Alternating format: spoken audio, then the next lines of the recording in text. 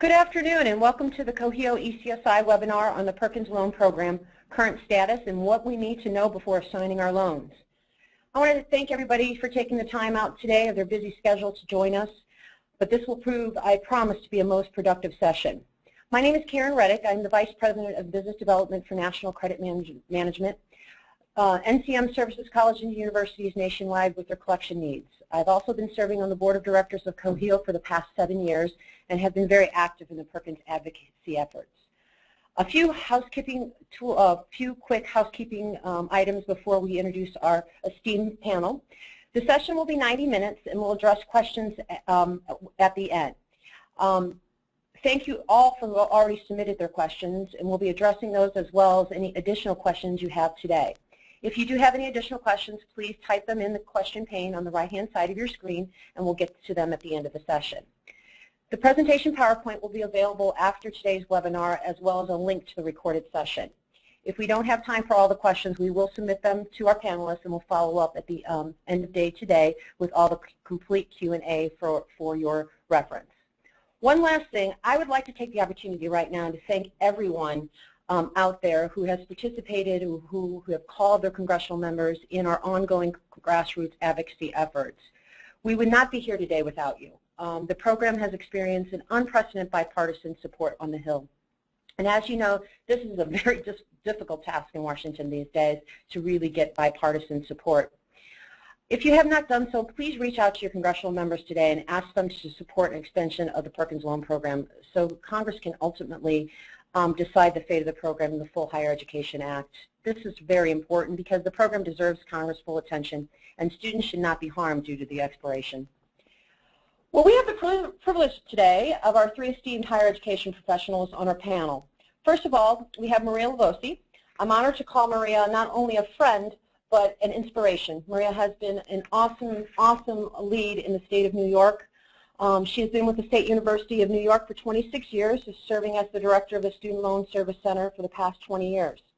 Maria oversees several federal financial aid programs for the 29 SUNY state-operated campuses with annual expenditures in excess of $300 million. The majority of the services provided by the Student Loan Service Center pertain to the $180 million revolving loan fund for the federal Perkins Loan, health profession loans, and nursing student loans, which currently contains over 83,000 active borrowers. I should say that Maria is a busy lady. In addition to her work at SUNY, Maria is serving her 3rd year as president of COHEAO and has served on the COHEAO Board of Directors for the past 7 years. Next, we have Harrison Wadsworth. Harrison, also a good friend and leader in the Perkins fight. Harrison heads up our team in DC and is our ears and eyes of the Hill. Harrison serves as Executive Director of the Coalition of Higher Education Assistance Organization, a position he has held for 13 years, and works with other clients as Managing Partner at Washington Partners. Washington Partners is a base government and public relations firm. Harrison has over 25 years of experience in public policy and communication, including many years' work on higher education and student financial policy. Previously, he has served as Vice President of the Educational Finance Council, a trade association of nonprofit involved in student loan finance and other higher education issues. Harrison also previously served for 8 years as Legislative Director and Press Secretary for former U.S. Representative Bart Gordon, Chairman of the House Science and Technology Committee, and for 7 years as a daily newspaper reporter and editor. As a frequent speaker at the higher education conferences on federal student and consumer financial issues. Harrison has been a leader and an inspiration as well in this fight for Perkins, and we do appreciate everything Maria and Harrison has done. So I want to take the opportunity to just personally thank you myself. Both Maria and Harrison will give us an update on the status of the program and walk us through the legislative activity so far, and we hope to accomplish what we really hope to accomplish in the near future, and that clock is ticking. Last but not least, we have Kelly Polachecchio with Heartland ECSI. At the end of this presentation, you'll see how to spell Kelly's name, so by pronouncing her name properly is definitely not an easy task. That was really the only thing I was really nervous about today. Kelly is the program manager for the FSA servicing operations. Kelly oversees the operation related to all things servicing for the federal Perkins loan that were assigned to the Department of Education. This includes the government assigned management and review process. Kelly has been deeply involved in the creation of the Perkins Loan Assignment PLAS, both from a process and technical perspective. Kelly today will walk us through the Perkins Loan Assignment and program liquidation process. So without further ado, I'm going to turn it over to Maria because we don't have a whole lot of time. We've got a lot of information packed in 1.5 hours. So Maria, it's all yours. Okay, thank you very much, Karen, and good afternoon, everyone, and thank you again for joining us today. I also want to mention, if you've been involved in our advocacy efforts for Perkins, that Karen has been a significant lead and has contributed a great deal of her time and effort to our cause as well. So I want to thank you, Karen, and thank you for organizing this webinar today.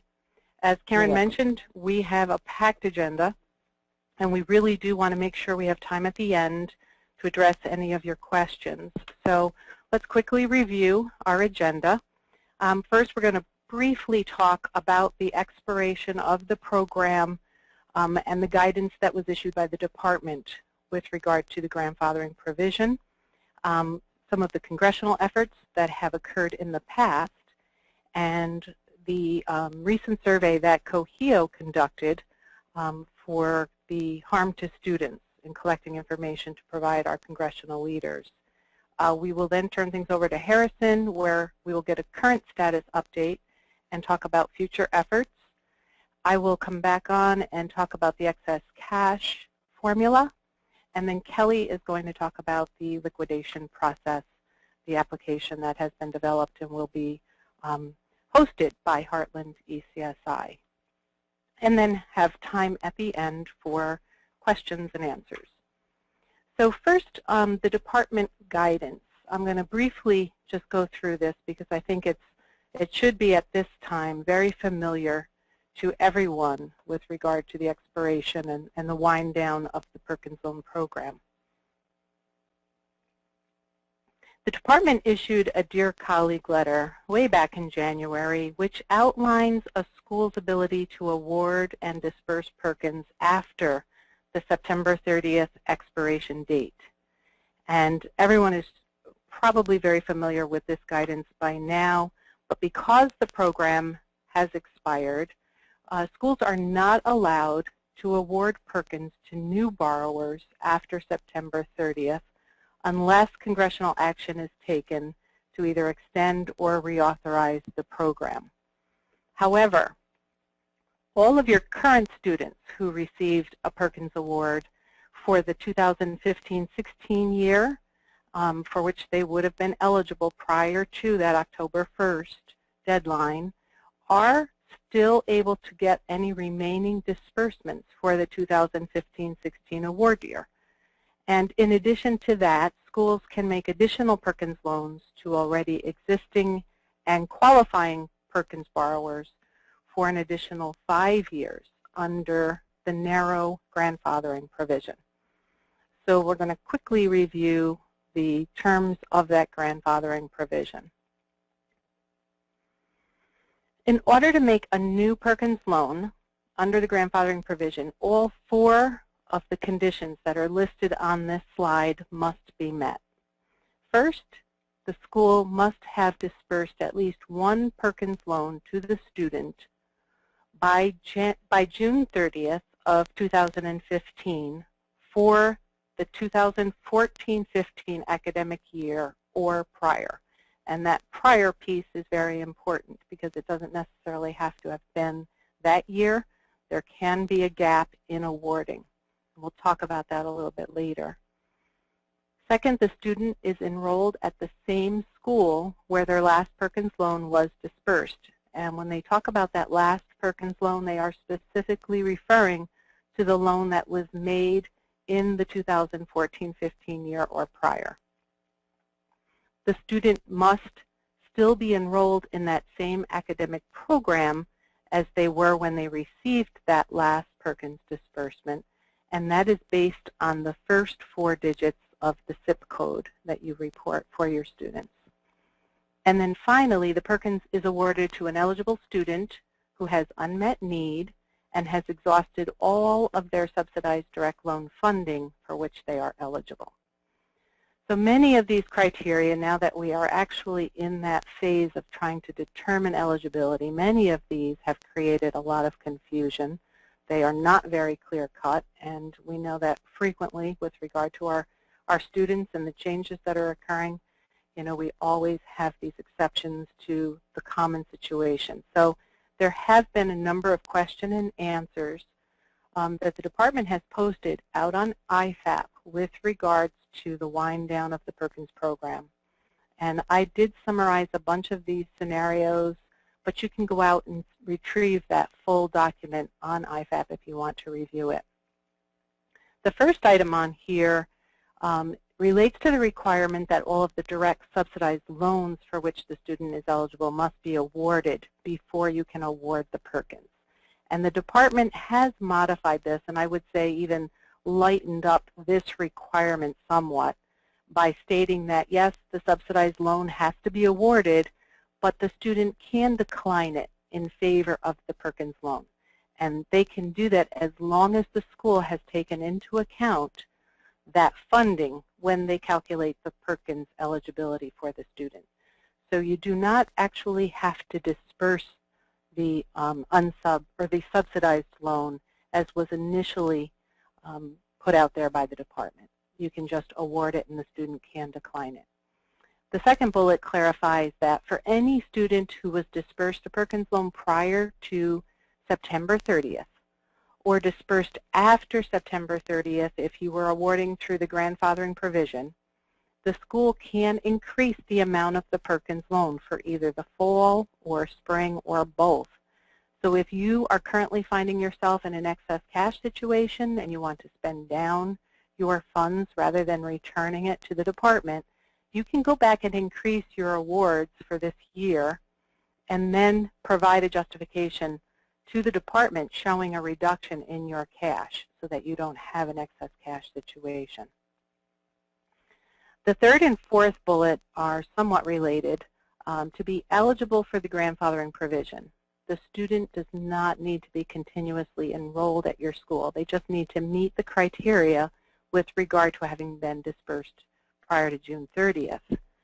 And so as an example, if a student received a Perkins loan at your school before June 30th of 15 and they separated and then they came back in the same course of study, they would be eligible under the grandfathering provision. Even if their loan has since been paid in full, it was consolidated, whatever the case, they would still be eligible because they are returning to the place where they got their last Perkins disbursement. And if they're still in that same academic major, they can get Perkins under the grandfathering provision. So that is one of the reasons that the department recently issued the new Perkins NPN, which I think a lot of people were confused when they saw it come out because many didn't think that they would ever be in a situation where they needed to have a new Perkins note initiated. So this was an example of, you know, a case where you would actually have a student signing a new note. Next on the, okay. That was actually, I was going to just say that that was a couple of the questions people, so that's good information because a couple of people have actually asked that specific question, so thank you. With regard to the note? Yeah, no, with regard to the actual, one question was if a student received a Perkins loan on a 14-15 year and not 15-16, would they still be able to continue to receive Perkins under the grandfathering provision? So. Okay, all right, great, yeah. Yes, they would, yes. Yeah, thank you. So on the next slide, the next few items within that Q&A relate to the student's course of study or their academic major. The grandfathering provision states that the student must be enrolled in the same academic program for which they received their last Perkins loan disbursement, referencing that particular loan from June 30th or prior. So to determine this, you have to reference the first 4 digits of the zip code. And the department recently clarified that it is only those first 4 digits because there are 2 digits that come after that tie specifically to the study within a particular major. So for instance, if a student is in business administration and they are majoring in accounting and they switch to a business administration major in marketing instead, that student does remain eligible because it's determined on the first 4 digits, the business administration degree, not specifically the accounting or marketing piece of that.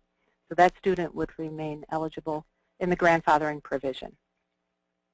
In addition, a student who is enrolled in an undeclared, undecided, or general education major will remain eligible for the grandfathering provision once they declare a major, but they have to stay within that major once it's declared in order to continue to receive the grandfather funding going forward.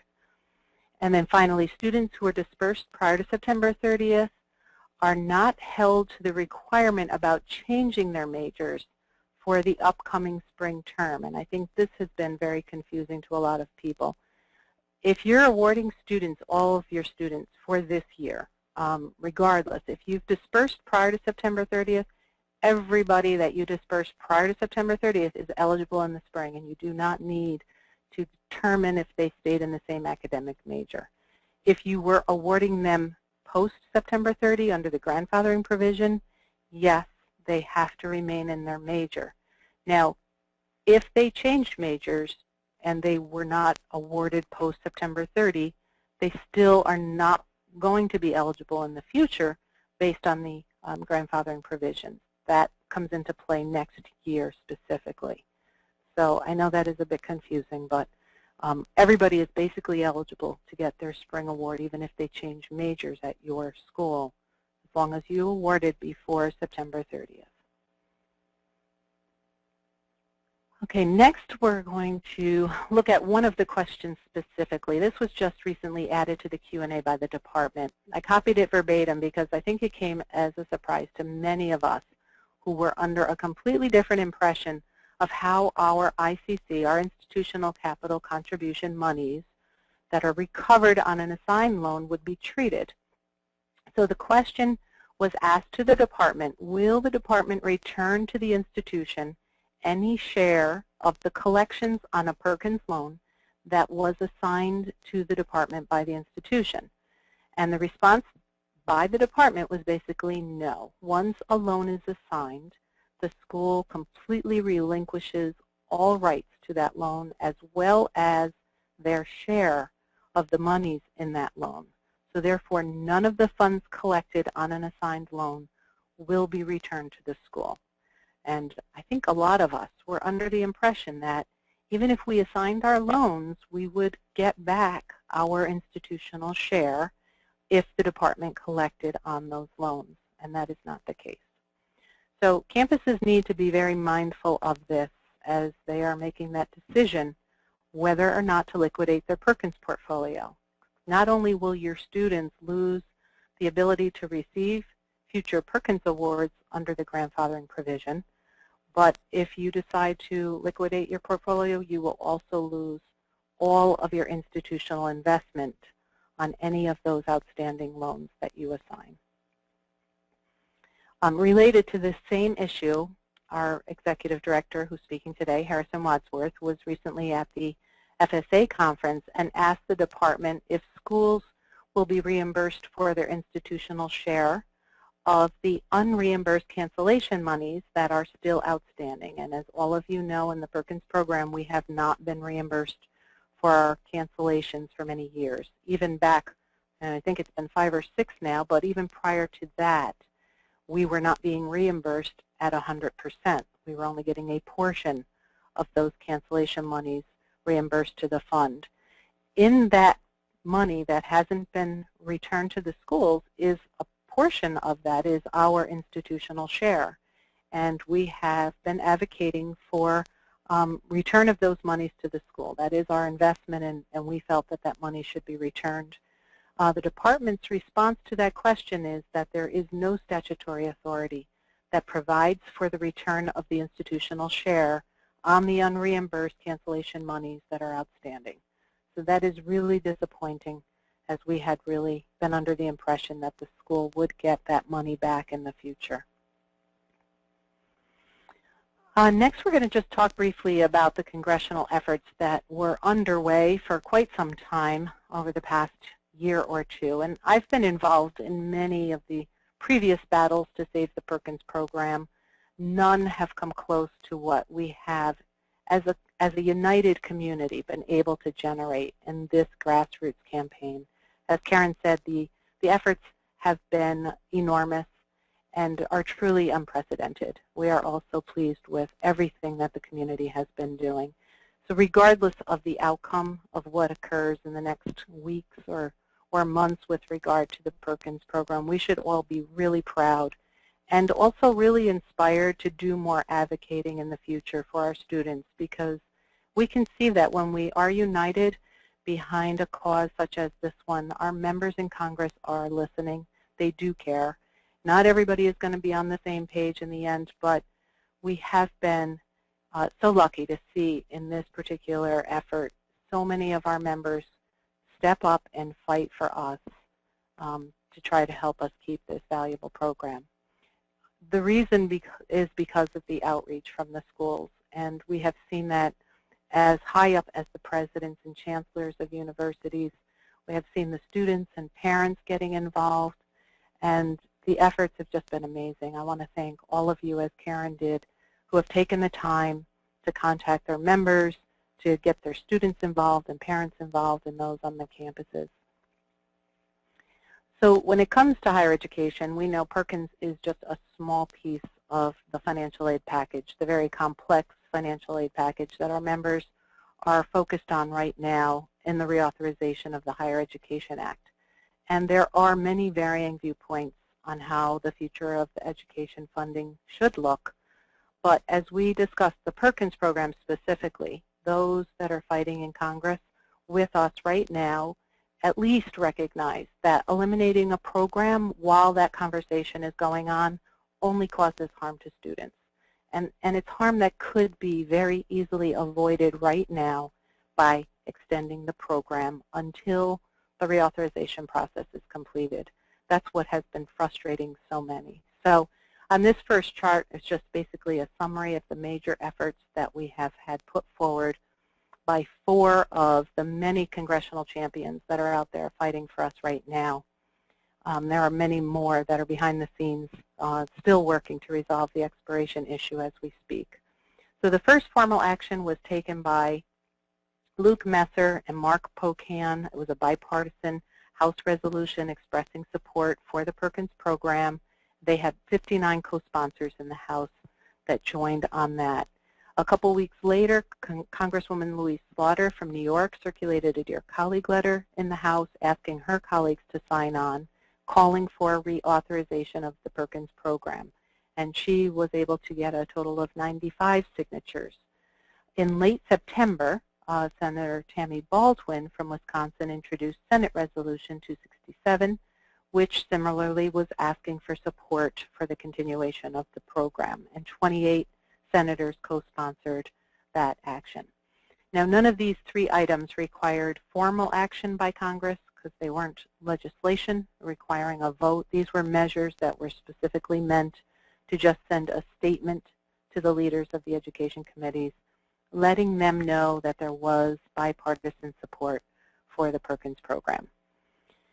On the next slide, you're going to see the formal actions that were taken. The first one on September 28th, just 2 days before the expiration of the Perkins program, the House introduced H.R. 3594, which is the Higher Education Extension Act. This was an actual bill that provided a 1-year extension for the Perkins program, and this passed in the House without any contention and then was submitted to the Senate. Now, the normal process for legislation such as this would be that it would go to the Education Committee, where the chair would decide when and if it should be presented for a vote. However, since the chairman of the Education Committee is Senator Alexander, and everyone was aware that he was not in favor of extending the program, the Senate took up this measure in what is known as a unanimous consent procedure. So basically, that would allow the bill to be fast-tracked, bypassing the normal committee process, as long as no senator objected to it. So on September 30th, the day that the program was expiring, and then again on October 21st, our Senate champions, led by Senator Tammy Baldwin, were able to get time on the Senate floor to introduce the House bill for consideration. And during this process, which many of us were able to view online, a number of senators gave passionate speeches about how important Perkins is and quoted stories that COHEAO had put forward from our own schools and members. However, Senator Alexander objected to the measure being put forward on September 30th, and then he had Senator McCain object on behalf of leadership on October 21st. So the Perkins extension bill has not passed in the Senate because of him blocking it. On October 29th, 54 senators signed and sent a letter to Senate leaders Mitch McConnell and Harry Reid, again requesting that the Senate take up the House extension bill so that colleges and universities wouldn't be left hanging without this program while Congress works on the reauthorization bill. And in just a few minutes, Harrison is going to give you some additional information on more up-to-date actions that have been occurring and where things stand going forward. So with all of that support that we have seen in Congress, why did the Perkins program expire? And that is a question that has left many of us perplexed and also many of us very angry. And the answer is simply because of the actions of Senator Alexander. He is chair of the Senate Health, Education and Labor and Pensions Committee, and he is not in favor of extending the Perkins program. Basically, he has put forward for reauthorization a request for a one grant, one loan model, and he thinks that the Perkins Loan Program is not a necessary program for our students. Many of us thought that the cost of extending the program, which was assessed by the CBO, the Congressional Budget Office, was going to be the factor that would ultimately cause Perkins to expire. We had even been told by Alexander's staff that if we were able to come up with the offset, that Alexander wouldn't oppose that one-year extension. Well, the House bill was put forward without a cost because basically they shortened the grandfather provision in order to pay for the extension. And even without that cost, Alexander still opposed it. So right now he is the only thing that is standing between us and the extension of the Perkins program.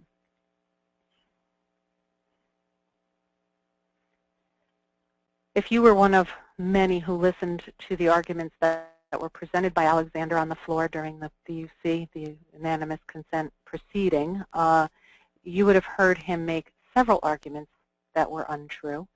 And as a result of his statements, COHEAO did issue a communication to its members to just share why what he is saying is not true. And it's important, especially for those on campuses who are speaking to members, that we are educated on the difference between the programs, the loan programs, the benefits that are available, and that all of the members who are fighting so hard understand that this program is different, it is unique, and there is nothing out there to take its place right now while we're waiting for reauthorization.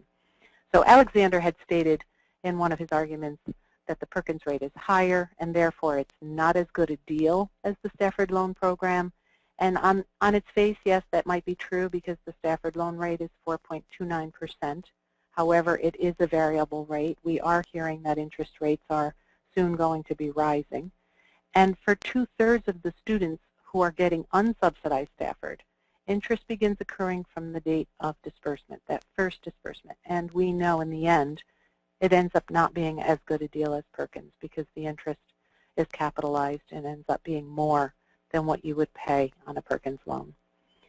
Also, he made comments that Perkins have less generous repayment options than Stafford, which is not true. And the harm to students, he had stated that all students would be protected this first year through the grandfathering provision, and we know that that is not the case. The harm to students is something that has really had many of us shaking our heads. COHEAO did a survey, and we'll talk about the results of that in a few minutes, to find out just how many students were harmed by that expiration date in the first couple of weeks, and it is significant.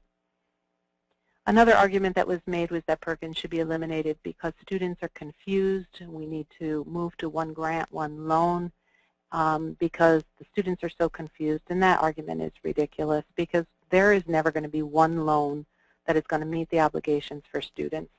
So it may be one federal loan, but these kids are going to have to go outside for private loans somehow to fill that gap that they have, and those options are going to be more costly.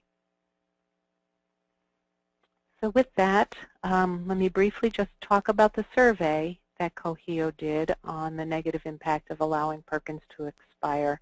We did the survey pretty quickly after the expiration date. I'm sure we would get even more compelling arguments if we were to redo it. But our members in Congress who were fighting so hard really wanted to know if there was a significant impact immediately after the expiration. So within only 2 weeks of the expiration, we did a survey. We had 120 campuses respond. And the first question we had asked was for the number of students that had been awarded Perkins last year as compared to the current academic year. And the result of that was a reduction of 23%. If we were to apply that to the full portfolio, that would translate to a reduction of 115,000 fewer students that would receive a Perkins loan this year as compared to last. In addition to that, directly related to that reduction, 34% of the schools that responded said that they expected to find themselves with an excess cash problem this year, and they anticipated returning $62 million of their Perkins funds. Next, schools were asked whether or not they packaged Perkins for freshmen in the 2015 year, and I know many schools were torn about doing this because they didn't want to package their freshmen with an award that they couldn't provide in subsequent years. And so in response to our question, 22% of the schools that responded did not package Perkins for freshmen this year, and I think that was lower than what we had expected, and that was good. Of those that didn't award Perkins to their freshmen, 88% said that if there was an extension, they would go back and repackage Perkins to the qualified students so that they would then be incorporated into the grandfathering provision. And then finally, we collected information on those students who had been packaged for Perkins but did not receive their loan. A lot of this was due to the fact that many students had to sign paper this year because we no longer had the STANS system to electronically sign the Perkins notes. And so for those students who had been packaged for Perkins and didn't receive a loan, 76% had an unpaid balance on their accounts that they were going to have to come up with funding some other way. 20% of those that didn't get packaged were going to be supplemented with other aid that the school was able to provide. And 4% already at that point, only within 2 weeks, 4% were forced to leave school. Of the students who didn't sign by the September 30th deadline, 19% didn't get their Perkins because they didn't return the paper NPN by the deadline, and 24% didn't receive the Perkins because they didn't complete their online entrance. In addition to this, we are also aware that many students were selected for verification, and that also created a situation where they weren't able to get their Perkins loan in time because the verification process was occurring. So based on that current limitation in the grandfathering provision, 52% of responding schools anticipate a negative impact this spring due to transfers or students changing majors, which will impact thousands of students. And about 80% of our students in the United States end up changing their major at least once, according to the National Center for Education Statistics. So on average, college students change their major 3 times over the course of their college career. So we know this grandfathering provision is not going to be enough to keep our students funded long term. With that, I'm going to turn it over to Harrison to discuss the current environment. Thank you, Maria, and hello, everybody. Welcome to the call. I will try to jump in and give a overview of where things are in Washington from the perspective here, and then we will get back to Maria and then to the ECSI folks to talk about what I know a lot of you are really interested in as well, the technical issues and the background on both the excess cash issue and the separate, as Maria noted, it's important to make this clear, the separate issue of the Perkins Loan sunset. So moving in to the current environment. The Safe Perkins efforts have that are underway, I would say, have generated what I've been doing, working on Perkins loans for COHEAO for 12 years now, and in that time there have been a lot of crises involving Perkins and a lot of changes proposed. It has been proposed at least twice in my time to be closed down, and it didn't happen. So that's something I've experienced, and I will say that this is something different now. And what is different is the level of support and the level of interest on the part of many, many members of Congress, especially now in the Senate because of the fight over trying to pass the legislation, the extension legislation. So we have never had 14, 15 senators get up on the Senate floor and give speeches about how important the Perkins Loan Program is, and senators from both parties as well, it should be noted. So that is certainly helpful, and it is important in the long run, where we're going to try to continue our efforts, whatever happens with the extension, to have Perkins included in the reauthorization of the Higher Education Act when that legislation passes, and looks like maybe it's going to be next year. Clearly not this year. And we have some reform proposals that we have sent up, so hopefully the program can not only be continued but improved going forward. The reason that you have so many members of Congress involved is there has been another thing that's unprecedented is I guess a crisis gets everybody's attention, but the support at the top level of universities. We've had our people who work in Perkins and people who work in financial aid, of course, support the program, but now we have presidents and chancellors involved as well, which gets to a higher level in Congress and just draws more attention. So Perkins has become one of the top tier issues for universities as a whole, and so that's certainly something that's been very helpful. We've had extensive media coverage. Something that is probably more than we've seen in the past. Again, that's because of some of the initiatives that have taken place.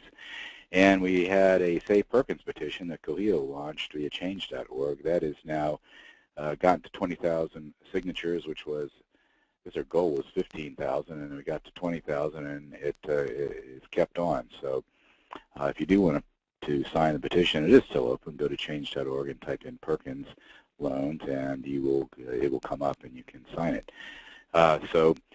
Moving on to the next slide, we had one of the more interesting things that has happened is that there's a letter to the Senate leadership signed by 54 senators, and it really indicates the support of 55 because one of the senators, Senator Reid, the minority leader, is clearly supportive of Perkins, but the letter was to him, so you don't sign a letter to yourself. That's a majority, of course, of the 100-member Senate, bipartisan majority, calling for the extension of the Perkins Loan Program and talking about how important the program is.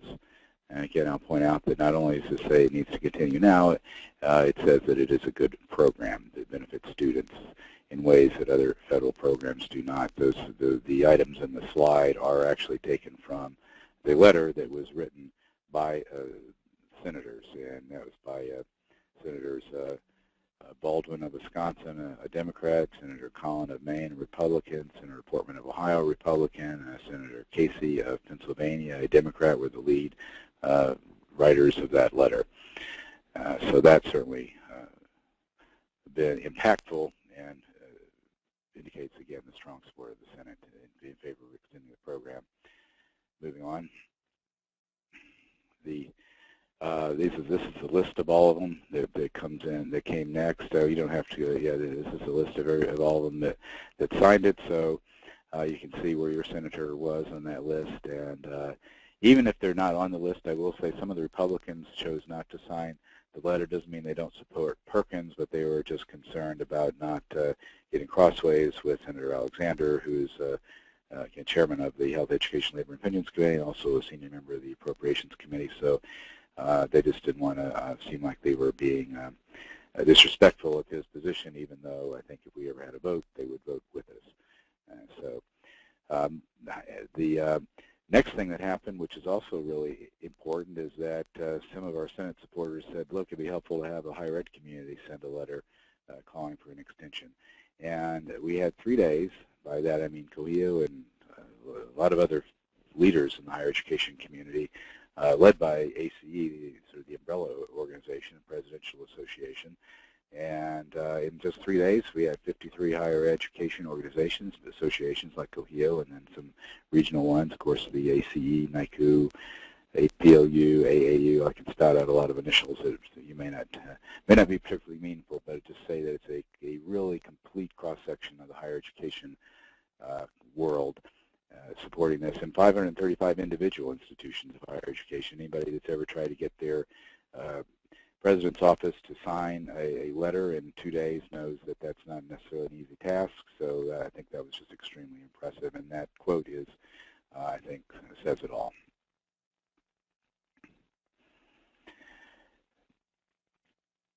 Meanwhile, the Senate Democrats and Republicans are negotiating a budget deal.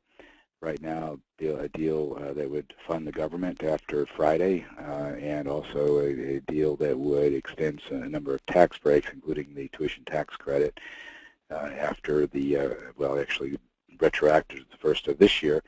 Those negotiations are bipartisan. It seems clear that the Democrats feel like they will have a say because some of their votes will be needed to actually pass the bill, even though they're in the minority. And so thus, this was important as well for them to say what, in the Senate, what their top 4 priorities are. And Perkins loans, reauthorizing Perkins loans is one of the top priorities, along with a number of some other things. But to just rise up to that level, it's just, again, shows unprecedented support in the Senate, and we're still hopeful of getting an extension moved through. And even if we don't, this indicates that we do now have attention and support and recognition of the value of this program.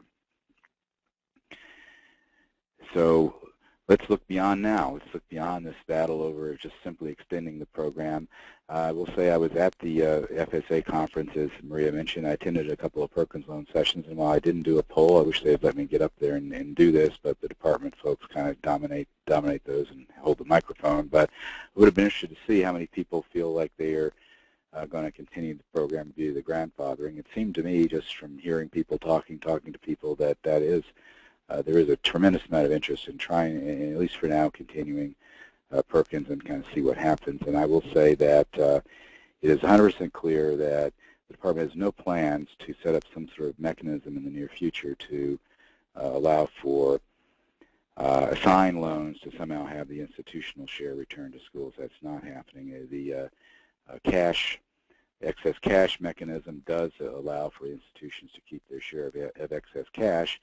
And so it's sort of a bit of a chicken and egg question, right? If you're not allowed to make as many loans as you normally would, you're going to wind up with excess cash. So that would be a way that you're going to at least get to keep your institutional share as things move forward. So I would just say that seems to be the mechanism the department is going to use for now to recall the federal share of Perkins loans.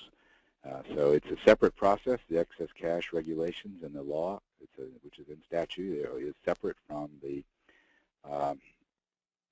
recall, which is the sort of end of the program, the loss of the authority to make any more Perkins loans.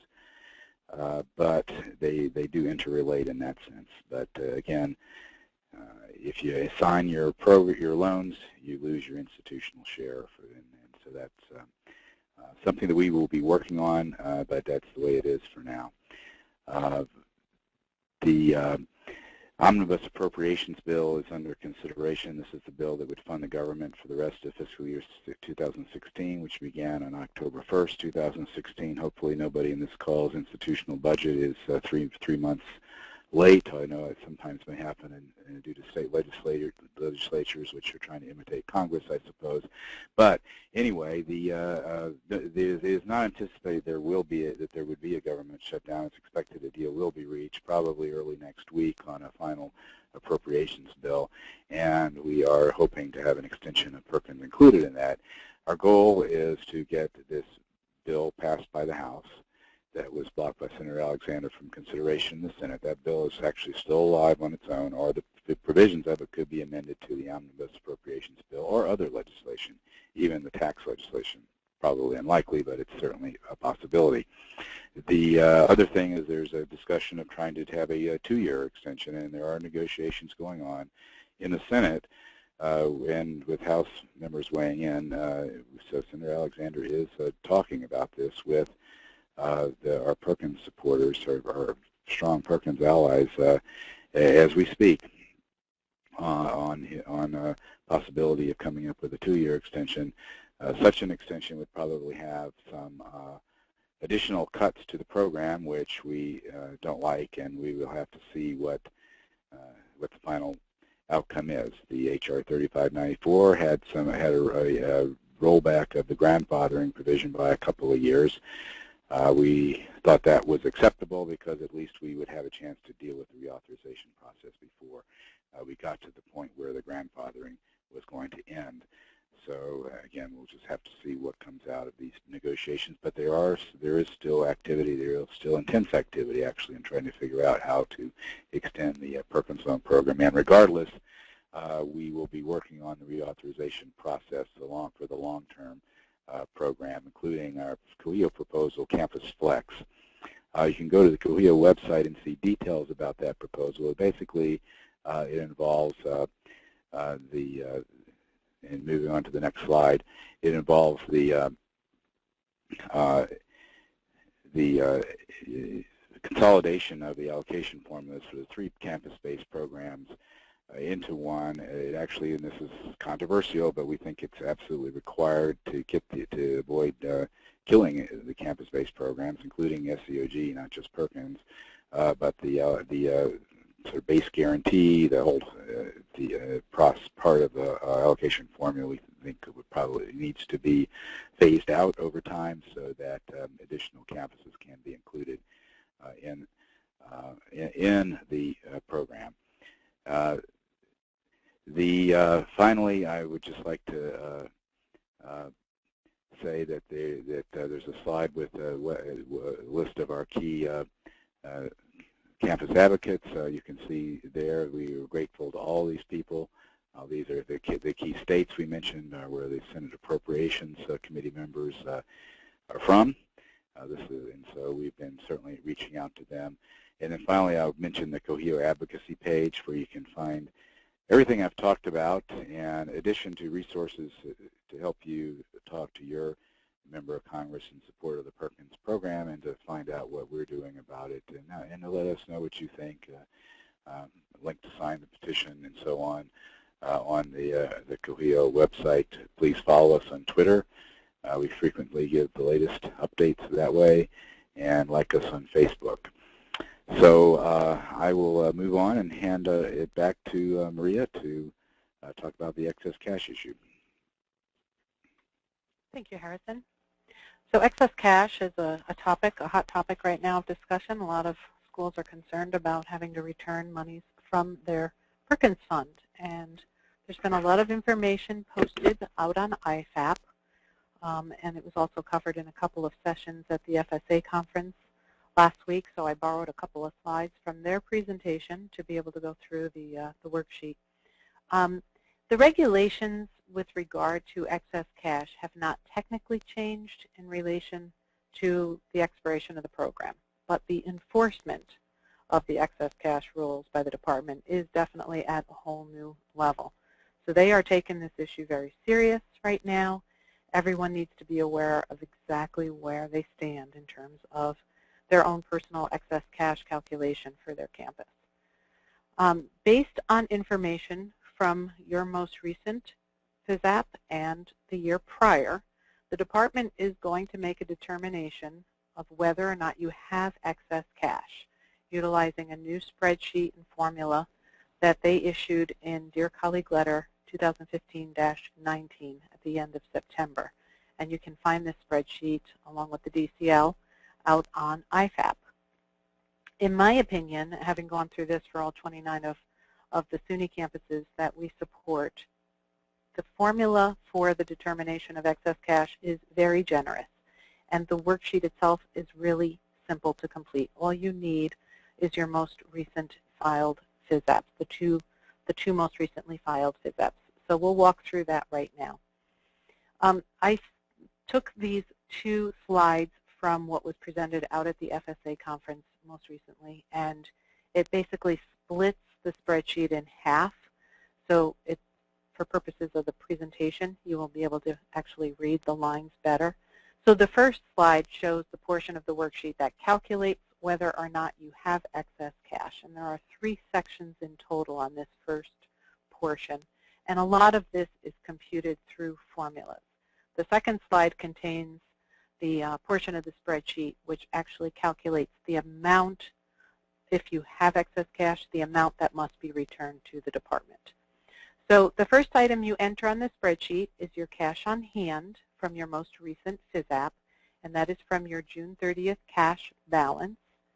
And then you enter the amount of principal and interest repaid by your borrowers last year from the most recent FSAP. The next 2 lines, 6 and 7, are automatically calculated, and this gives you the total estimated funds that are available. In the next section, you're going to determine the estimated need for funds. No, Karen, don't go advanced. We're still on the first slide. The next section of that slide is the estimated need for funds, utilizing, again, your 2 most recent FSAPs. So you're going to enter your loans advanced to students from each year on lines 9 and 11, and then the amount of administrative cost allowance that you charged to Perkins from your last 2 FSAPs, and that's going on lines 10 and 12. The total of all 4 of these entries determines your estimated need for funds, which will automatically calculate on line 13. Now, you will see that I have line 14 starred and a note there to leave blank. This line is for the institution to enter their estimate of the need for funds if you want to put something different than what is computed by the department. However, it has to be less than what the department calculated. So you can't reduce your excess cash situation by putting a higher number here, which is what we initially thought, that if our need was going to be greater than what the department said we had, we would just increase this, and that would reduce the excess cash. But that is not the case. You cannot put anything that's higher than what's computed. You can only reduce your need for funds, which is only going to increase your cash on hand. So I think the only time a school would want to enter anything on this line is if they were going to terminate their participation in the program and they don't plan to award any Perkins money going forward. So if you put a 0 in here because you have a 0 estimate of need, it would take all of your estimated cash on hand basically and require that to be returned as excess cash. So you want to leave that blank if you're trying to minimize your excess cash situation. Next in that third section is the calculation of excess liquid capital. That's automatically computed by taking the total available funds from the first section and subtracting that estimated need for funds in the second section. And the result of that is your total excess liquid capital. That's going to be on line 19. If this computation produces a negative number, then your need is greater than the funds available and you have no excess cash. So a negative number on this line is a good thing. That's what you're going for. If the calculation results in a positive number, then you are required to return the federal portion of that excess by December 31st. And you have to follow the instructions on that return that are out on IFAP. However, you can submit a letter of justification to the department for consideration of retaining that excess if you feel your need is greater than what is computed on this spreadsheet. And we're going to talk about that in a minute. So Karen just flipped to the next slide. This is actually the portion where they calculate the proportional share, which is the determination of your percentage of contributions to the Perkins Fund in relation to the federal contribution. And these are the percentages that are going to be used to determine how much of your excess has to be returned to the department and how much you get to take out of the fund as institutional contributions. Now, this formula will remain static for purposes of determining your institutional share going forward. So even if you aren't in an excess cash situation, it's really important to complete the spreadsheet so you have an idea as to the percentage of your school's ownership of your Perkins Fund. How much of your current fund belongs to your school? And that is really important for you to know as you make that decision as to whether or not you want to continue to collect on your loans for the long term so that you can recover as much of your investment as possible. So to calculate the proportional share, you first enter your total FCC from your most recent FSAP, and then any previous repayments of that FCC. That goes in on lines 23 and 24. Next, you enter your institutional contribution and any repayments back to your school of ICC, and that goes in on 26 and 27. You're pulling those numbers right from your FSAP. Now, this example, which was, like I said, provided by the department at the FSA conference, is obviously not the normal situation because the majority of us will have FCC that exceeds ICC by a significant amount, not the other way around as it's shown here. But I did go ahead and use the slides that the department used just as this for this example. So based on this information, the net contribution is calculated, which you can see here on line 29 in the amount of $290,000. That represents the total new money that was contributed to the Perkins Fund over the years. To get the percentage of this total, that is the federal share, which is the portion on line 30, you take your federal contribution and you divide it by the net contribution. And that gives you your federal share, which is shown here as 34.48%. And this is going to be computed automatically. This spreadsheet has the formulas already based in it. And you take that federal share percentage, and that is multiplied by the amount of excess liquid capital that was determined on the previous page to determine how much of your excess cash must be returned to the department.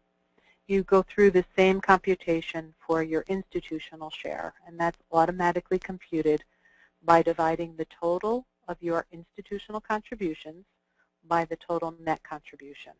And then you multiply your institutional share by the amount of excess cash to determine how much of the excess cash is taken out of the fund and returned to your campus as ICC being returned back to you. So that'll give you the dollars that you get to retain out of this excess cash, remove from the fund and retain. And then finally on the spreadsheet on line 35, the department calculates automatically the new estimate of Perkins funds that are available. And this is just basically taking the total of your June 30 cash on hand, the total principal and interest that was repaid by your borrowers on your last FSAP, and then they subtract the total excess cash. So it's really a rough estimate of what you have to loan out this year, but it's not taking into account any loans you've already awarded. So, you know, if you're computing this right now, it's already kind of outdated, that particular item is. Next, I'm just going to briefly state again that, you know, if after completing this worksheet, a school determines, and I submitted this question to the department, if a school determines they have excess cash, can they submit a letter of justification to retain that cash if they prove need for the following year? And I sent this question because in the past, we had always had that opportunity in an excess cash situation to provide a letter of justification to the department. And we've done it for our schools many times. And in all of those situations, we were always allowed to retain the excess cash. So the department is very generous. Their response to that question was, first and foremost, the school needs to complete the worksheet electronically in Excel. If the school needs to alter their ELC calculation, they should contact the campus-based call center, and the number is here, and customer service representatives are available from 8 a.m. to 8 p.m., and you can also email that department. This information came from Tammy Garofano. She is a program specialist in FSA and has been extremely helpful to all of us with regard to the Perkins program and questions that have come up during our wind down with the instructions that have come out. So if you're in a situation with excess cash, I would recommend that you, if you think you can spend it down, come up with a plan. One thing you may even want to consider, if you hadn't charged administrative cost allowance, you can go back and modify your FSAP, charge more administrative cost allowance to Perkins. You can go back and increase awards to students, because you still have that opportunity this year to increase either the fall or spring or both, so that you can decrease the amount of excess cash in your fund. And you can increase the amount of the awards for next year's students that will be grandfathered. Many of us are only giving out an average of 1,000 to 1,500 in Perkins. You can increase that to the maximum and, again, reduce the amount of excess cash by doing that. So put that information in a letter of justification to the department, and you may have a very good chance of retaining those funds rather than returning them. Okay, we're going to turn things over now to Kelly, who's going to talk about the Perkins liquidation. Kelly, before you get started, I just want to just specifically let you know that there are several questions that came in, Maria, specifically on some of the slides that you addressed, and we will cover those at the end for time constraints, but I just want to let everyone know that we will cover all these questions and answers. So, Kelly, go ahead. Thank you. Okay, thank you. Hi, everyone. My name is Kelly COHEAO, and as was mentioned earlier, I'm the program manager at Heartland ECSI, primarily for the FSA portfolio from an operations perspective. In addition to that, I was very active in the design of the PLAS system that we're going to take a look at today. And really what we were trying to do was make the application easy to understand and easy to use to allow schools to assign their Perkins loans should you decide to do that in an easy way that we can work together and get the work done. I apologize for my voice. I woke up with a cold this morning. So I just wanted to start out a little bit and talk about the Perkins liquidation process. This was reviewed at the FSA conference last week. So some of this, if you were there, some of this might be a review, but I just wanted to go over it again. The FSA told everyone attending the conference that a school must liquidate its Perkins loan portfolio and program fund when it voluntarily withdraws from the Perkins loan program, when it has its eligibility to participate in the Perkins loan program terminated by the department, has not been approved by the department for continued participation in the Perkins loan program during the school's recertification process, or is closing. It was pointed out a number of times that if a school decides to discontinue participation in the Perkins program and not decide to do the grandfathering, that it must liquidate its portfolio to the Department of Education. And so that's kind of why I'm talking to you today. The FSA went to great lengths to try to make this process easier for the schools. And basically, to begin the liquidation process, you're going to do that through the ECB portal. Go ahead and flip to the next slide, please. This is just the steps of liquidation. The first step is to notify the department of the intent to liquidate. This is done on the ECB website. And basically, once you click the button that you want to liquidate, it opens up different portions of what needs to be done next.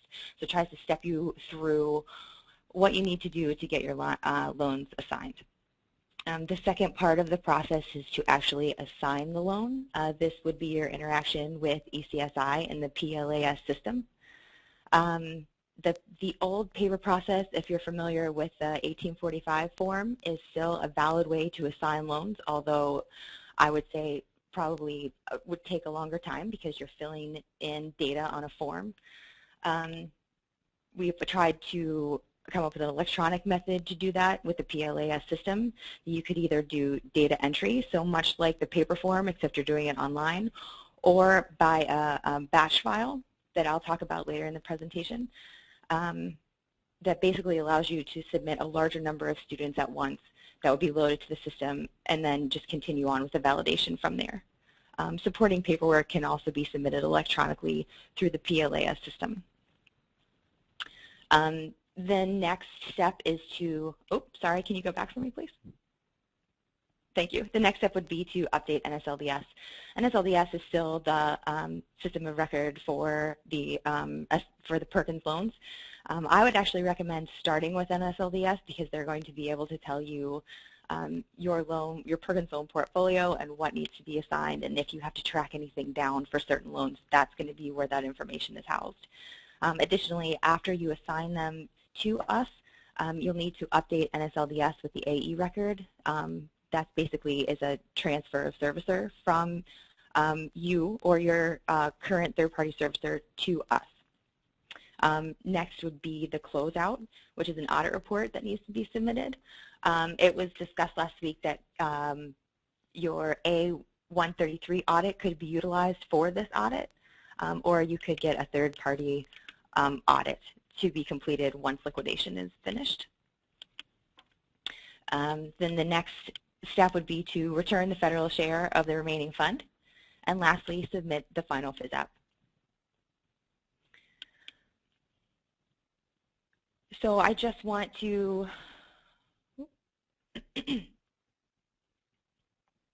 a couple high-level things about PLAS.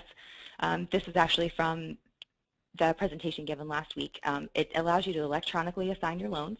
You can submit individual or multiple loans however you choose to do it. The paper process is still valid.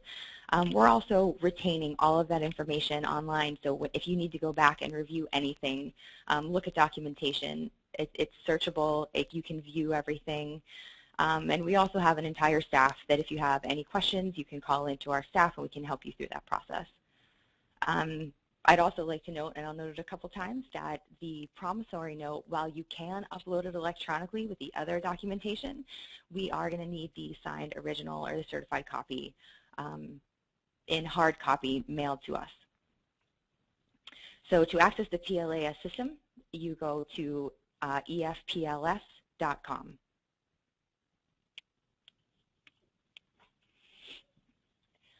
The little picture at the top of the page where PLAS is circled is how you're going to access the PLAS system. And then you're presented with the login screen. Access to PLAS is done through, there's an access form that actually needs to be completed. Can you go ahead and flip to the next slide, please? The instructions for how to complete the access form are on the first few pages. What a school is going to need to do is to decide who the institutional administrator will be for that school. This person is the first person that gets access to the system, and then they, as an administrator, they have a few more tasks that they're able to do within the system, retrieve people's passwords, suspend accounts if necessary. They're kind of the point person for their school's access to the PLAS system. You'll also be required to have the DPA signature and the PPA's official signature on the access form. Those are all things that we here at ECSI will validate just to be sure that you are who you say you are before we give you access to the system. We're also going to need your FSA security token serial number. That gets paired to the PLAS system, so when you log on, we're verifying that your token is your token and you have access to our system. That access form is also located on the original login page of PLAS, so you can download it there and fill it out. You can send it to us via email at the email address listed there, plasaccess@efpls.com, or if you choose to print the form and mail it, there's the address there as well. As I just mentioned, when you log into PLAS, you will need a couple bits of information. You'll need your school's OPE ID, your username and password that you define when you fill out the access form, and your security code token. You'll need those 4 pieces of information each time you attempt to log into the PLAS system. Much like the paper process, to begin assigning loans, you need to start a batch. This is done in the paper process with an institutional form, where it's your name of your institution, the address, some information about your institution. This is kind of mimicked in the PLAS system, only electronically. So you'll be filling in those points of data in an electronic format. Once the batch is created, and you'll see in the screenshot that I have here, there's a number of batches for this school. You will only see your school's batches. That's all security-wise defined by your OPE ID. And you'll see that this particular school is showing 5 batches, and inside the batch is where the actual assignments are. To see the assignments that are associated with that batch, you would choose the drop-down menu that's listed there and View Manifest. A key difference between the data, completing your assignments through PLAS and the paper, the old paper format, is that you're required to fill out a manifest, and there was a number of key data points that needed to be completed for each loan and attached to that institutional form. PLAS does that automatically as you enter the forms, and then when you're ready to send the prom notes, when you're finished, you can print the manifest and send that with your prom notes or any other paperwork that you're choosing to send. So we're hopefully saving you some time there. When you're ready to start entering data for the actual loans themselves, there's not a limit to the number of assignments that can make up a batch. However, our best practices suggest no more than 100 to 150, just for housekeeping. They're easier to track and make updates if necessary. All actions that need to be done with an assignment can be found in that drop-down. It's actually the actions drop-down. That's where you'll be performing validation, attaching documentation if necessary. And go ahead and go to the next slide, please. This is just a portion of the 1845 that you're used to seeing in paper. This is the electronic form. And again, it's set up the same way as the form for the people that are used to that, to just easily tab through and data enter if that's the way you choose to enter your assignments.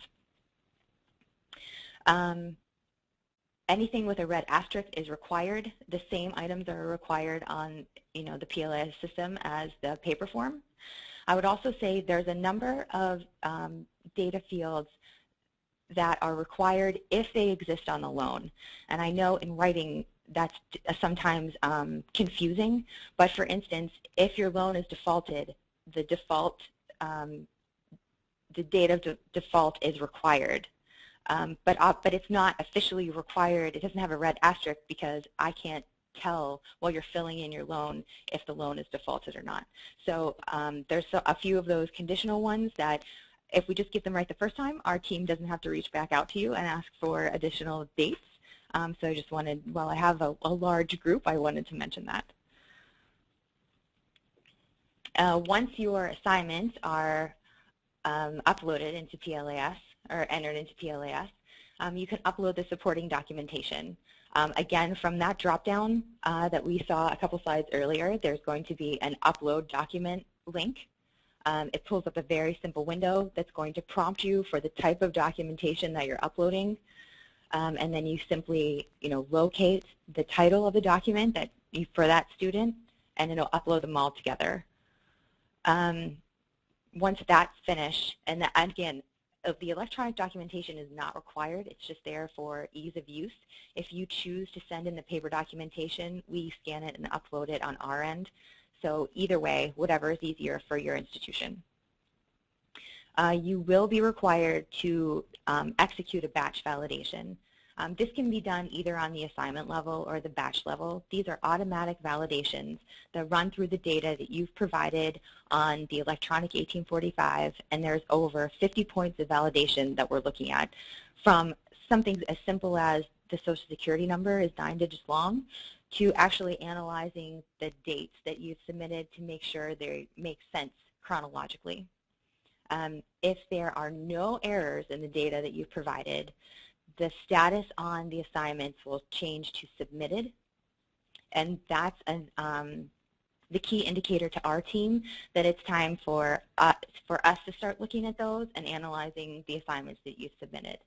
If there's a problem with something that you entered or it didn't pass a validation, the assignment will have a school pending status, and that's an indicator to you that something isn't quite right with the data.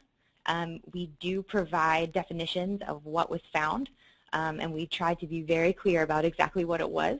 That should help you easily find the issue and remedy the situation. And then you can once again validate the assignment, and it should change to submitted once everything is fine. Once you have a submitted status on the assignments that you've entered, you can print the manifest. Again, this is something that used to be completed by hand. This will be automatically done by the PLAS system. The manifest will contain the batch number and all of the assignment numbers associated with that batch. And you would mail that with the prom notes and any other paper documentation that you would be submitting to us, and sent to the ECSI Federal Perkins Loan Servicer mailbox. And that's, we do our validation on that documentation that you've sent and scan it and upload it to the PLAS system.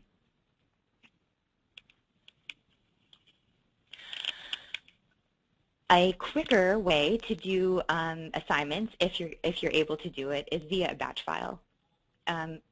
Schools can create a pipe delimited text file from their system, which contain the same data points as what is done via data entry, but it's just in one file. And again, we suggest 100 to 150 assignments per batch or per text file, and the batches are then uploaded directly into the PLAS system. Once submitted, then corresponding documentation for those borrowers can be gathered electronically and zipped and submitted at the same time. I will note here that the batch file and the corresponding zip file need to be submitted at the same time so we can keep them together. Once they're submitted to the PLAS system, we load that batch file and basically create all of the assignment 1845s automatically, and then you will be, and also we pair the documentation that's been sent, and you will get notification that says, I think it says in 24 to 48 hours when your batch file is loaded, you can log back in and once again perform that validation on the data that you sent. If there is anything that anything that doesn't pass that validation, clear it up front, and then those will be submitted to us for our round of verification. The validation that occurs is the same validation that occurs with the data entry process. And again, you'll be given the same opportunity to remediate those errors before it's submitted to ECSI.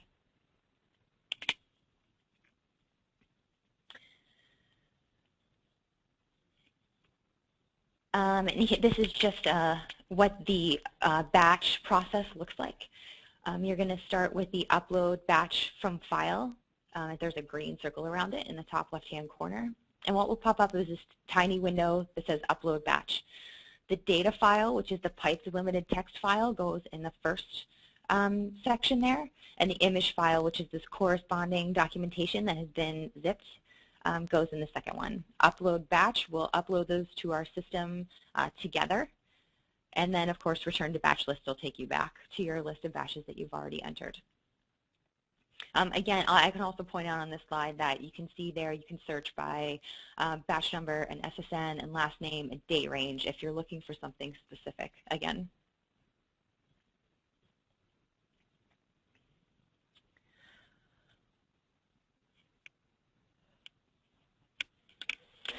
I just wanted to talk a little bit about the responsibilities for liquidation.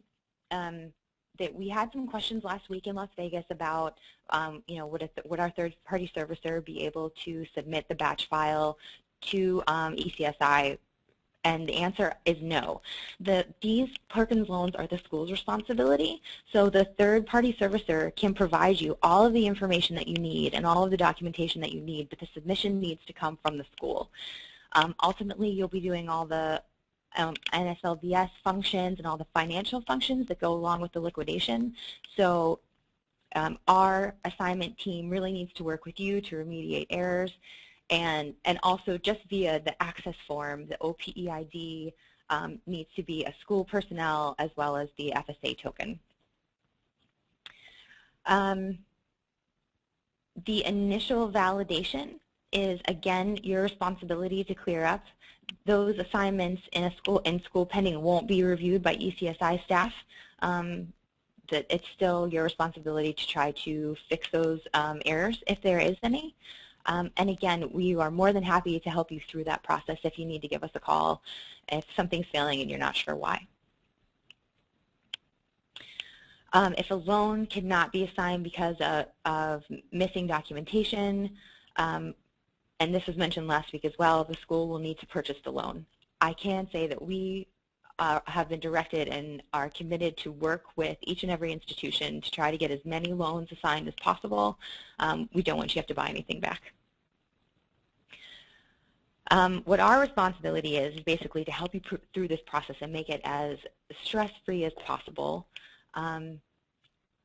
We also are responsible for basically checking all of your work, and we want to make sure that everything that you assign is correct and that nothing needs to come back to you once it's assigned to the department. Again, we're available by phone and by email for any questions that might arise through the process.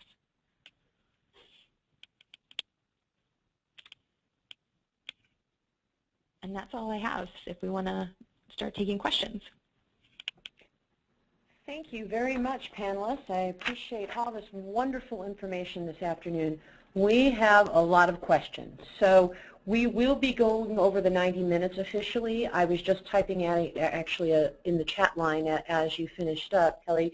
We are going to be covering as many questions as we can. We will give 15 minutes to questions and answer those who want to stay with us, but we will be following up after the webinar today with a complete Q&A with all the questions asked and all the answers from the panelists. So I'll go ahead and start with the questions, and we'll go through them as quickly as we possibly can. This is all just awesome information, and we appreciate the time you all put into this presentation because it's definitely a thorough presentation. The first question, Maria, I will direct this question to you. Are there any updates pertaining to relevant to the Perkins Loan Promissory Note process or any updates on the Perkins loans? When you say update to the Perkins Promissory Note process? Yes. Is there anything different, I guess, based on the new promissory note? That's the information. No. Yeah, the new promissory note, the only change is to the expiration date, and that note is to be utilized for any school that does the 1-year term for their students. So, you know, if you don't do open-ended notes, you would need to have students sign a brand new Perkins note as of the January 1st, I believe is the date. I can look that up quickly. And also for those students who have been separated, either reduced below half-time and separated and come back to your campus where you had closed out the previous note. So the schools do have to use that new note for going forward as of January 1, I believe is the new date. Thank you.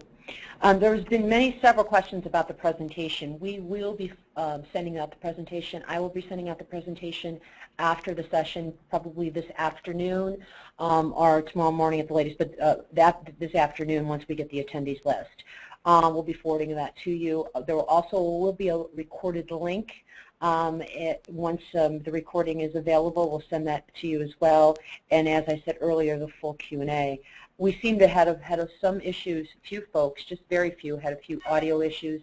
We were good on our end. Everything was working here, so it might have been something on your end, internet connection or computer, but we will definitely have the full presentation for you.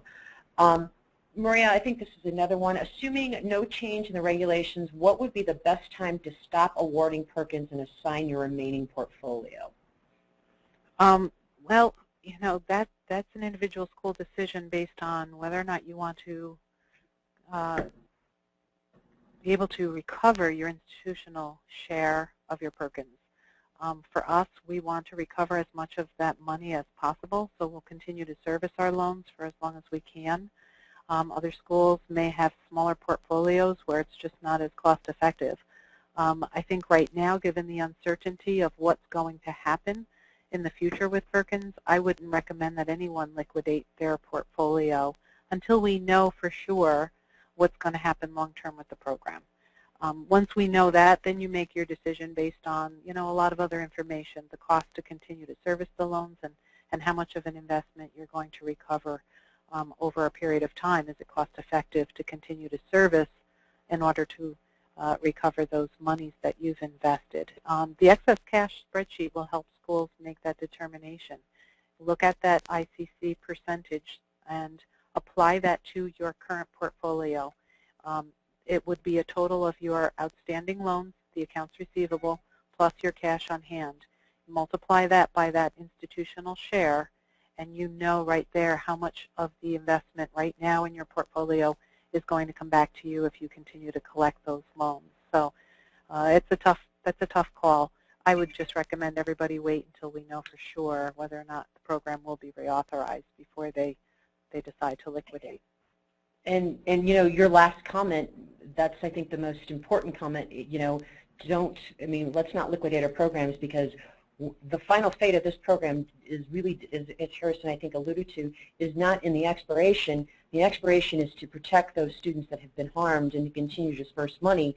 But ultimately, the fate of this program is going to be in reauthorization, which we know is not going to happen this year, but next year. So, why wind down your program or liquidate your program when this program should still be a viable program in the future? That's correct. Yes. The other question is how many schools are now exiting the program? I can tell you just if I could get my 2 cents in, I've just did an informal survey for my clients, and I maybe have 1 or 2, and those folks were getting ready to wind down anyway. So have you experienced that with your interaction and contacts, Maria, as well? No, I have not heard of schools that were going to get out of the program at this point. Yep. I think those that are deciding had already made that determination previously. Right. So as you said, it's just really only a few that we've heard of so far. Right. And the second part of that question, is it more advantageous for schools to wait and exit in the future? Absolutely. As we said, will cancellation money be returned? And we talked about saying that according to the Department of Education, that is not the case. So at this point, right? Right.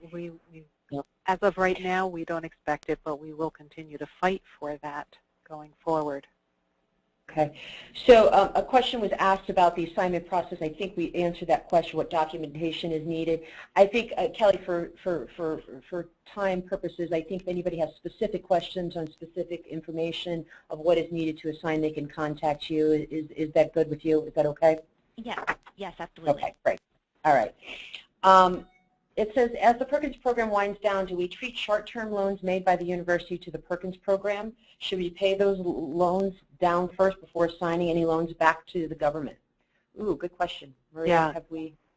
Yeah, you definitely want to repay yourself back. And I think, I'm not 100% certain, but I think a school has to repay itself back within 1 year of making that short-term loan. Otherwise, it just gets netted into the overall ICC line that going forward, you would only get that back as you collect the loans. You're allowed to recover 100% of your short-term loan off of future collections immediately, so you want to definitely repay yourself back as soon as you collect enough money in your fund to do so before you do any assigning. Okay, well, great. Grandfather question. If we have students who are admitted into a direct entry graduate level program, but who earn a BS or a BA in transit to their terminal degree, they will change CIP codes. Why can't we consider them for the grandfathering exception since they were admitted to the graduate level program as an incoming freshman? Wow. Yeah, that's complex. I don't think that you're going to be able, you can submit that question to the Department of Ed. If I really think it will be denied. The intent of the legislation, the language, was to allow a student to continue to receive Perkins in order to complete their degree. So if they have already completed the degree and they're going on beyond the date of the expiration of the program, then I'm going to say they're going to deny that. Okay. And these questions, I would assume, Maria, can be addressed to Tammy. Is that correct, or do we address them to Brian? Yeah, I think Tammy's great with regards to getting back. She responds very quickly, so I wouldn't hesitate to ask her some of these. Okay, the next one is, will assigning defaulted loans now lower your cohort rate? Well, it would only assign them if they're part of that cohort population, and those are students that are just really going into repayment now. So I wouldn't recommend that you do that necessarily. The only loans that we're currently assigning are loans for students who are incarcerated, long-term incarcerations, because there's no chance of collecting those anytime in the future. And then we also assign our total and permanent disabilities. But that is as far as we're going right now with assigning. We do everything we can to try to collect even those that are in the cohort, because as most people know, the loan only becomes more collectible with time. Our students have challenges when they first get out of school, but as they go forward, they're more apt to pay. So I don't think that that's a great solution to assign them just to reduce the cohort. Okay, thank you.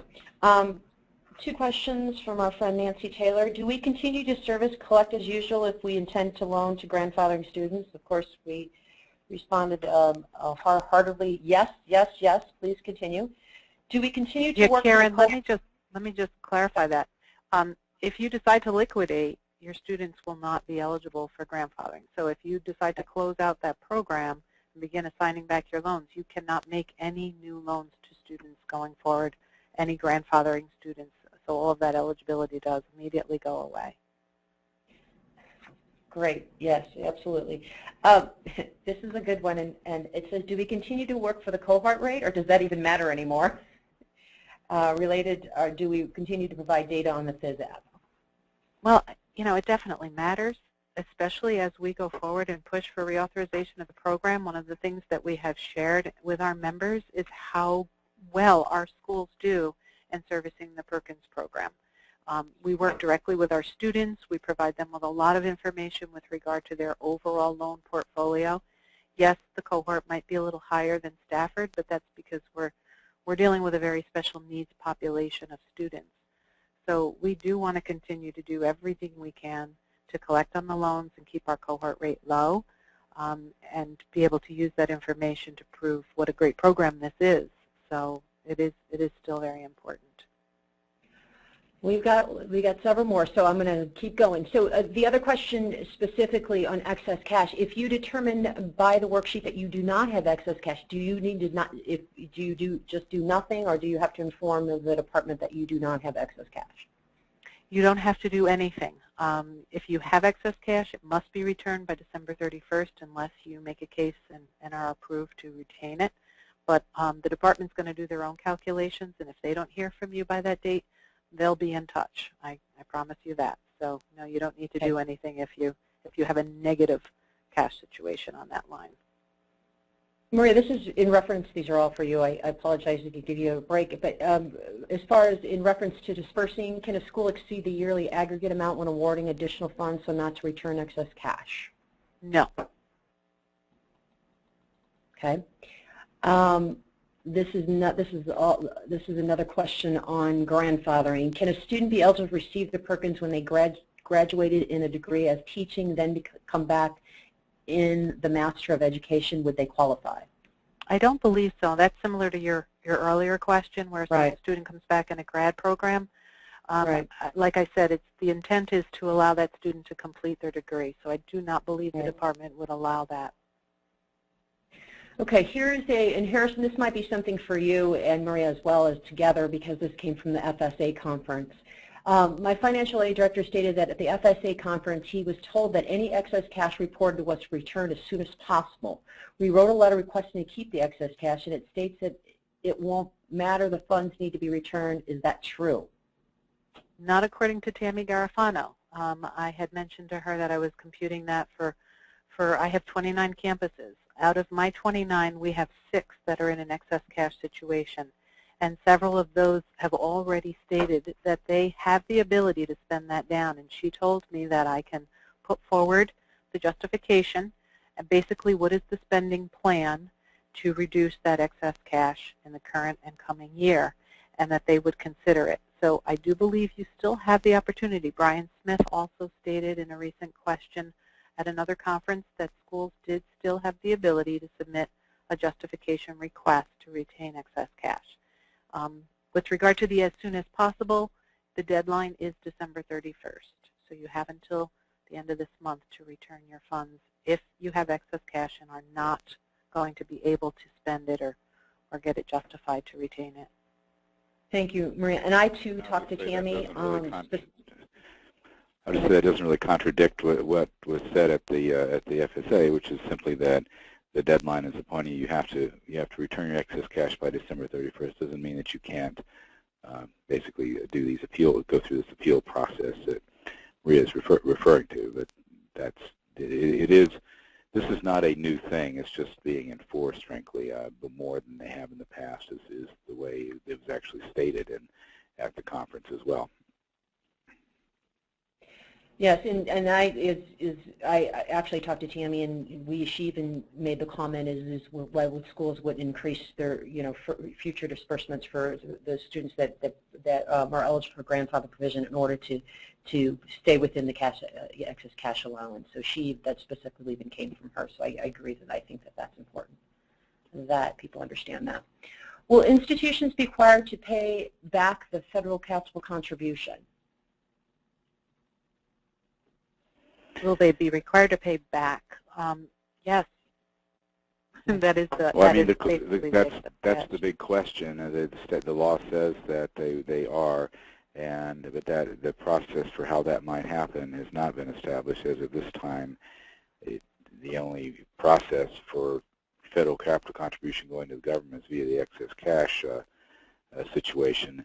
I think that it's something that will be a while before it's possible to establish that because of the grandfathering provisions. Nobody really knows, especially the department doesn't know on a national scale or an institutional case-by-case scale what the level of grandfathering will be. So the question is it necessary to set up a separate process, and when is it necessary to set up a separate process for recalling the federal share of the Perkins Loan Fund? So that is certainly provided for in the statute, but when that will happen and how it will happen are certainly not set, and probably won't be for a while. Thank you, Harrison.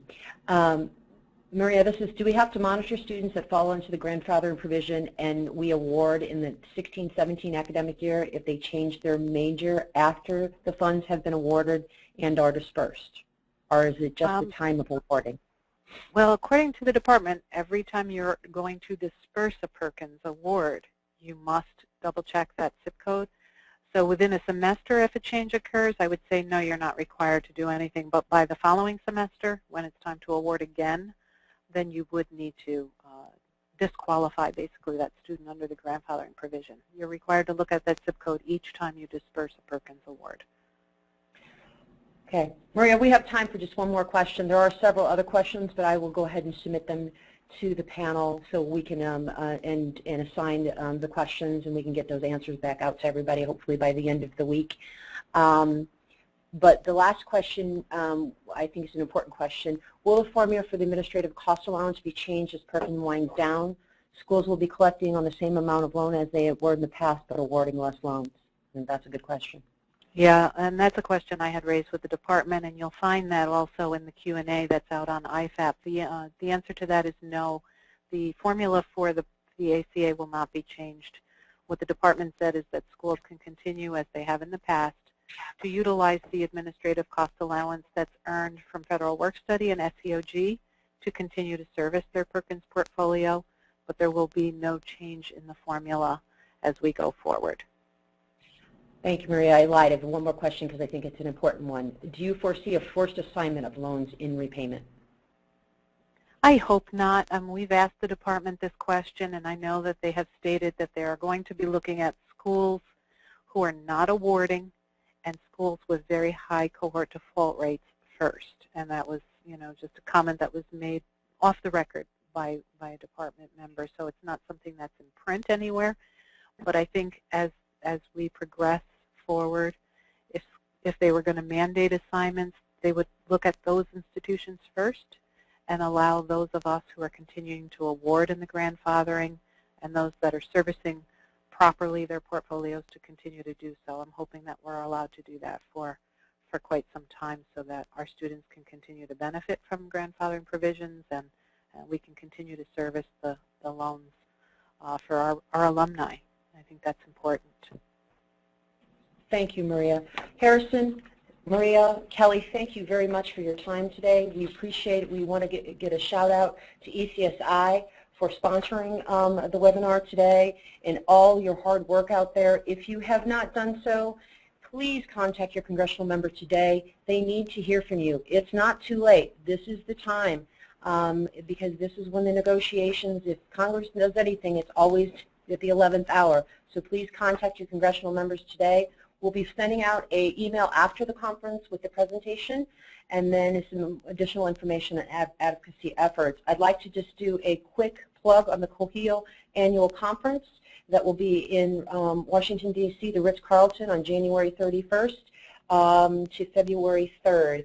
So if you have not done so, please register for that conference. There'll be lots to discuss, and it will give you an opportunity to meet your congressional members face-to-face. It's a very exciting opportunity, and believe me when I tell you, they do listen because we would not be here we are today if they weren't, and they're working for us. So, Maria, any last comments? Harrison? Kelly? Nope, just reiterating what you said, Karen. It's important that everybody reach out. It's not too late. Get in touch with your members and have your students and parents do the same. Okay. Thank you. Well, thank you, and we apologize for going over, but these were important questions, and I think we had to address some of them, and we will be addressing all of them. So thank you very much today, panelists. I appreciate it. Everyone have a great afternoon.